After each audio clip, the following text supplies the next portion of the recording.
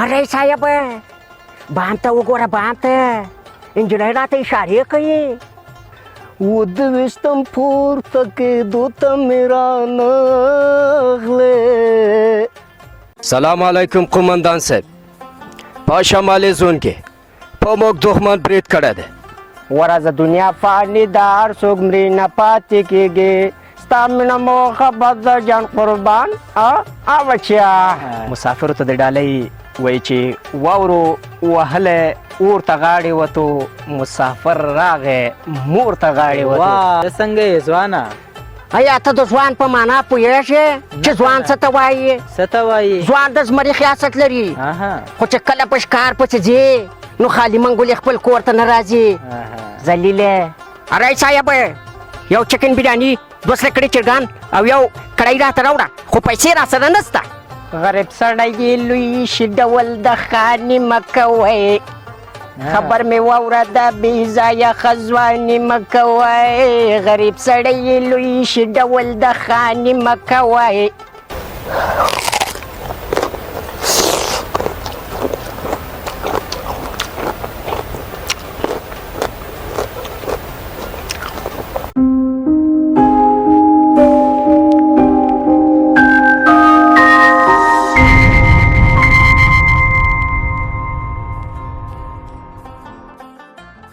السلام علیکم. سلام علیکم صاحب خیر جوړې په خیر یې طبیعت ښه ده په خیر راغلې ښه خو یې صحتونه مجازان دي ښه دي وخت ساعت زندګي په خیر تېرېږي. ته څنګه یې ځوانه؟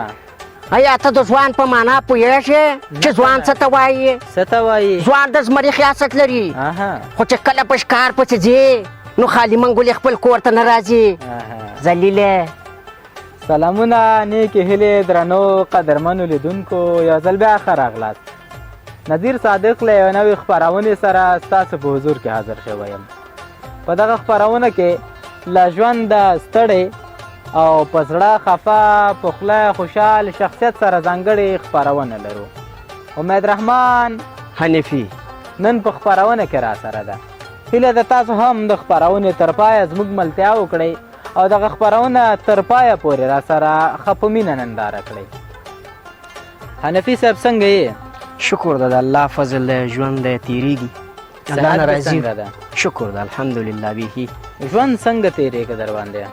ولا ژوند خو تېروو به که څومره مشکلات او کړاوونه دي نو هر څه چې راځي دا د الله د طرفه دي او ژوند دی تېروو به نو کله خفه او کله خوشحال کله غمجن کله څنګه او کله څنګه. ډېره زیاته مننه قدرمن حنیفي صاحب دا چې موږ تا سره رابطه وکړه او واقعا په داسې یو رقم حالاتو کې چې درنو لیدونکو حنیفي صاحب نو ما مخکې مې یادونه وکړه چې په زړه ډېر زیات خفه ده خو بیا هم ستاسو د هېوادوالو پر مخ مسکا راوستل غواړي نه غواړي چې تاسو د خفه اوسئ. حنیفي صاحب له کمالاتو ډک ده د بېلابېلو پخوانیو سندرغاړو د غږونو ایکټینګ کول ورته ډېر یو عادي خبره ده. نو حنیفي صاحب اوس موږ ته د څو سندرغاړو چې غږونه دی په خپل هنجارې ویستلی شي نومونه به یې هم واخلي او یو څو غږونه به هم د هغوی په انداز وباسي. حنیفي صاحب د کومو سندرغاړو غږونه ته کولی شي چې اجرا کړي؟ بس دغه ګلکی استاز دی چې ډېر خلک ورسره مینه کوي او د دې سندرې چې دي د هغه پښتنو معیار سره برابر سندرې دي. ګلکی استاز دی منګل استاز دی او تر څنګ ګلاجان استاز دی نو لږ لږ بس پیل به د یو څخه وکړې او نوم به یې واخلې چې لیدونکي پوه شي چې دا د چا غږ ده که نه او بیا به پیل پرې وکړې لاړ وسي.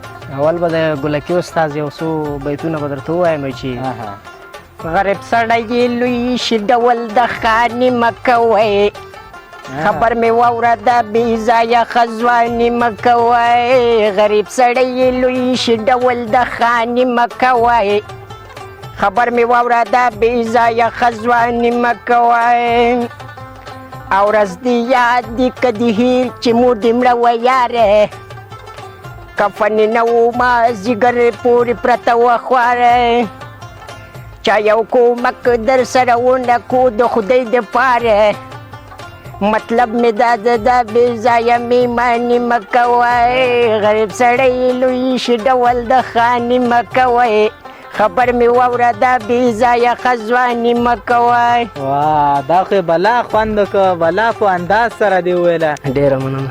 سره د دومره غمونو مشکلاتونو که موږ وګورو په دې 20 کلن دوره کې زموږ او ستاسو وطن ډېر وران او ویجاړ شو او اوس شکر دی الحمدلله چې یو آرامه فضا ده او یو امنیت پکې دی.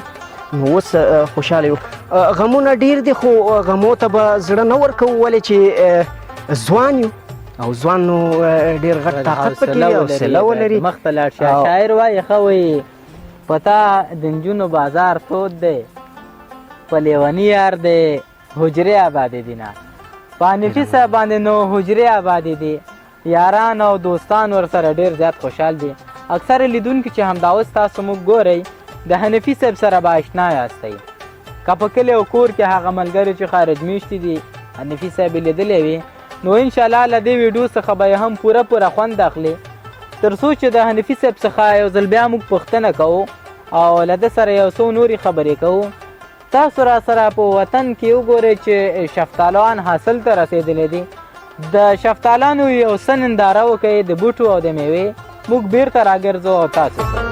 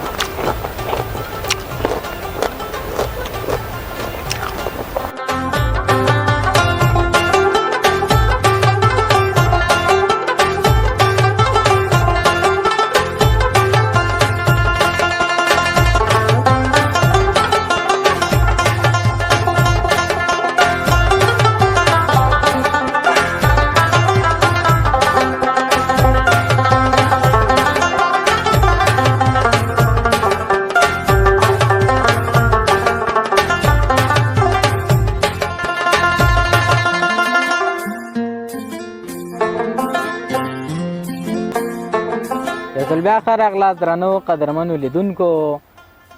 حنفي صاحب را سره ده، تاسو هم را سره زړه مه تنګوئ. حنفي صاحب به یو څو نورې ډالۍ هم تاسو ته ولري. حنفي صاحب لیدونکو ته نور څه ډالۍ لري؟ ډالۍ خو ډېرې دي خو یو څو بیتونه دي چې واورو وهلی اور ته غاړې وتو. واورو وهلی اور ته غاړې وتو. مسافرو ته د ډالۍ وایي چې واورو وهلی اور ته غاړې وتو، مسافر راغی مور ته غاړې وتو. واه ډېر لوړ ډېر لوړ. او یو ورور د ورور په خوشحالۍ کې نه و. یو ورور د ورور په خوشحالۍ کې نه و، یو ورور په غم کې ورور ته غاړې وتو. نو خدایه څه عجیبه ویش دې کړی. خدایه څه عجیبه ویش دې کړی. یو یوسف مخی تور ته غاړې وتو. ډېر ښکلی دی. او په محلونو باندې وس نه رسي. په محلونو باندې وس نه رسي. باران د خاورو کور ته غاړې وتو. ډېر ښه. او بنیر نو ځکه خاموشۍ ستړی که. بنیر نو ځکه شور ته غاړې وتو. واه ډېر زیات ښکلی. او درنو لیدونکو تاسو ګورئ چې حنفي صاحب د نورو اوازونو تر څنګ چې دی له خپلې هنجرې ویستلی شي له شاعرۍ سره هم یو ځانګړې مینه لري چې په خپل ایکټینګ د شاعرۍ کې د تراب صاحب په انداز د منیر بونیری شعرونه او همدارنګې د نورو شاعرانو شعرونه هم په ښه انداز سره ویلی شي. په لنډو کې ته د تراب صاحب یو کلام هم اورو. تاسو را سره تم پاتې شئ. مهرباني حنفي صاحب. وایي چې د چا د بغاوت سر تر پامیر رسېدلی، د چا ټیټ شوی سر د ملا تر تیر رسېدلی، نو سره د بغاوت جانان هر کې تڼې ګرځې. تعجب نه دی په دومره رقیبانو کې ژوندون. وایي چې پټ نه شو د چا مخ ته په دوو ګوتو لمر، آخر هم برابر شو هغه سر او د غره سر. وایي ناتاورم په ترنم او الله مزد شیخان دربار ته دې راغلي دي د لرې مریدان. وایي ته چېرته یې جانانه ګل کسونو ته راځه، د کلي هغه دنګو چنارونو ته راځه. او څرنګه چې په لمر پسې د لمر ګلونه اوړي صادق صاحب څرنګه چې په لمر پسې د لمر ګلونه اوړي دا ستا مخور مخ پسې بلا مخونه اوړي تشوي د عینو د مخ زارې در پسې ترکې نورچوي له انتظار زړونه و زارې در پسې ترکې اشنا وایم چې لاړې سورمخی درنه جوړ شو یو څرک په غرونو پاتې لمرمخی درنه جوړ شو یو څرک په غرونو پاتې لمرمخی درنه جوړ شو ډیره زیاته مننه کور ودان. حنفي صاحب که د تعلیم په برخه کې راته ووایې چې تعلیم دې څومره کړی؟ صادق صاحب که زه تاسو ته ووایم زه د خپل د کور سرپرست هم یم ټول په هېواد ته معلوم دی ټول خلک مې پیژني نو هغه وخت کې اقتصادي مشکلات ډېرو نهم صنفه مو پورې مکتب ویلی دی خو بیا د هغه نه وروسته د اقتصادي وجې نه رانه پاتې شو اوس هم هغه کوم صحنه چې زه یادوم واقعا زما زړه دردېږي. بس ژوند له کړاوونو له دردونو څخه ډک ژوند ده خو په داسې ژوند کې او په داسې یو ماحول کې د ځان او د نورو ملګرو خوشحالول دا هم کمال ده دا هم هنر ده دا هم استعداد ده او دا هم سرمایه ده او دا هر څه ده چې حنفي صاحب له دې ټولو برخمن ده. حنفي صاحب اوس موږ ته د دوبله کوونکو څو غږونه هم وباسي. سلام علیکم قومندان صاحب په شمالي زون کې په موږ دښمن برید کړی دی او موږ ته اجازه راکړه چې د خپل دښمنانو غږ ماتونکي ځواب ورکړو صاحبه. ډګرواله زما امر ته په تمه شه تر څو پورې چې ما امر نه دی کړی تاسو له دې کرسي څخه مخکې لاړ نه شئ. ارای صاحب یو چکن بریاني 2 سلکړې چرګان او یو کړۍ راته راوړه خو پیسې راسره نسته. کشپر واچوه د نازوانې زو دا خو ستا د پلار هوټل نه دی چې ته پکې بریانیانې خورې ذلیله. یو ځل بیا ښه راغلاست درنو قدرمنو لیدونکو له حنفي صاحب څخه مو څو ښکلې ډیالاګونه واورېدل. پرېږدو حنفي صاحب نه چې له موږ څخه لاړ شي زموږ قرضدار د حنفي صاحب نو د دوو نورو سندرغاړو غږونه چې دی وایي زه یې وباسمه نو دا به هم ورڅخه واورو. حنفي صاحب لیدونکو ته به دا ځل د چا غږ وړاندې کړي؟ دا ځل به ورته د ګلا جان استاد یو سندره ده چې ډېر پخوانی ده چې وایي په غاړه دې وږی شونډې پېزوان سره مزه کا د غونډې زنې خال د دلبر جان سره مزه کا په غاړه دې وږی شونډې پېزوان اله بچیا د نن سبا ټول یاران توت تکه د نن سبا ټول یاران توت تکه ټول غمازان ټول رقیبان توت تکه چې په خپل دین او وطن سر نشیندي مرګیا دغسې ځوانان توت تکه. ډېر ښه دی. و په غاړه دې وږی شونډې پېزوان سره مزه کا د غونډې زنې خال د دلبر جان سره مزه کا په غاړه دې وږی شونډې پېزوان اله بچیا وستا مینه محبت خو بیا په تګ راتګ زیاتېږي ورځه دنیا فاني ده هر څوک مرې نه پاتې کېږي ورځه دنیا فاني ده هر څوک مرې نه پاتې کېږي ستا مینه محبت د جان قربان بچیا. ډېر ښه دی. خاص د مینهوالو دپاره مهرباني. په سینه کې مې بلېږي اور د مینې هڅوي مې لیونتوب ته زور د مینې ته به هم د تسبو لړه د چا مل کړې زاهده که دې ولید زور د مینې و دویشتم پورته کېدو ته مې رانغلې د زخمي زړه جوړېدو ته مې رانغلې د جنازې بازو مې نیسه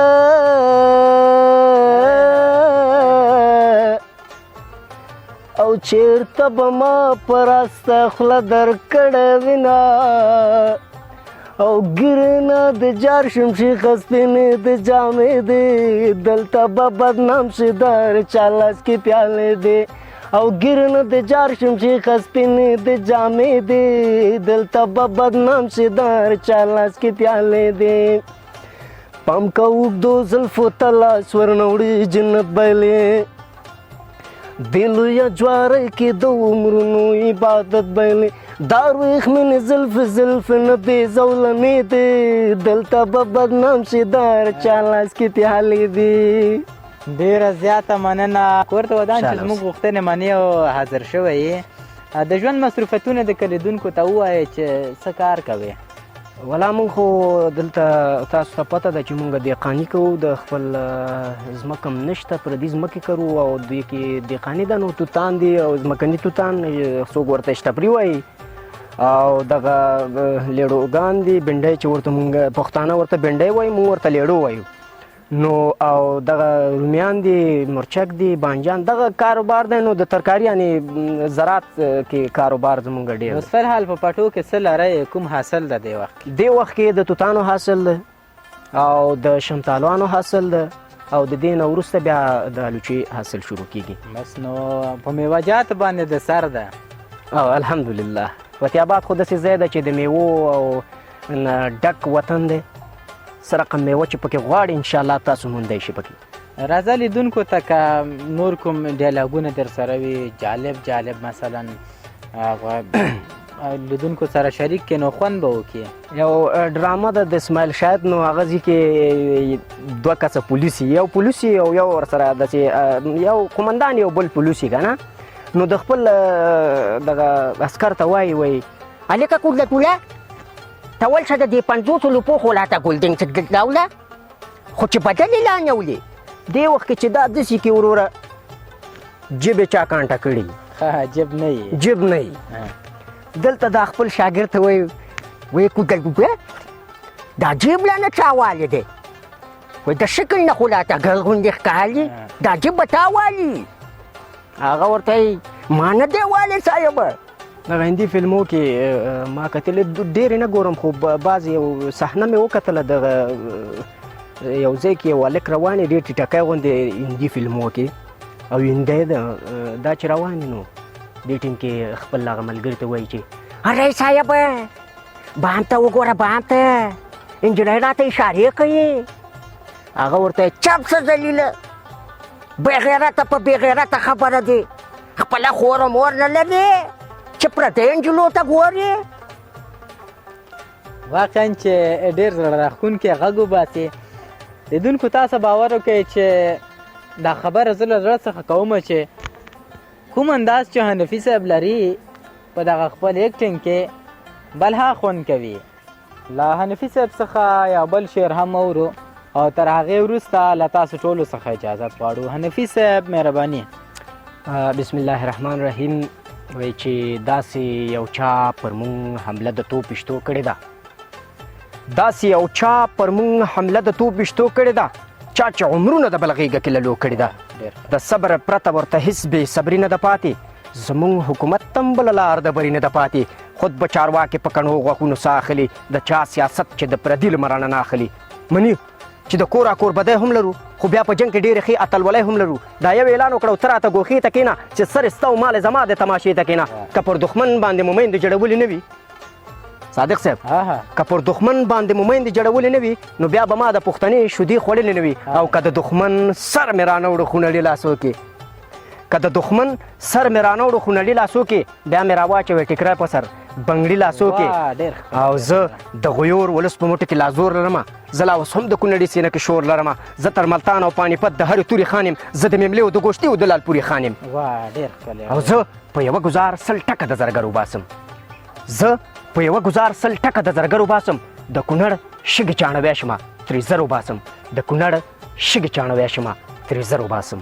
ډېره زیاته مننه درنو او قدرمنو لیدونکو. دا زموږ د نن ورځې خپرونه چې ستاسو حضور ته مو وړاندې کړ. تاسو هم را سره په کمنټ کې خپل نظر شریک کړئ چې د حنفي صاحب کوم انداز او کوم ډایلاګ مې خوښ شو.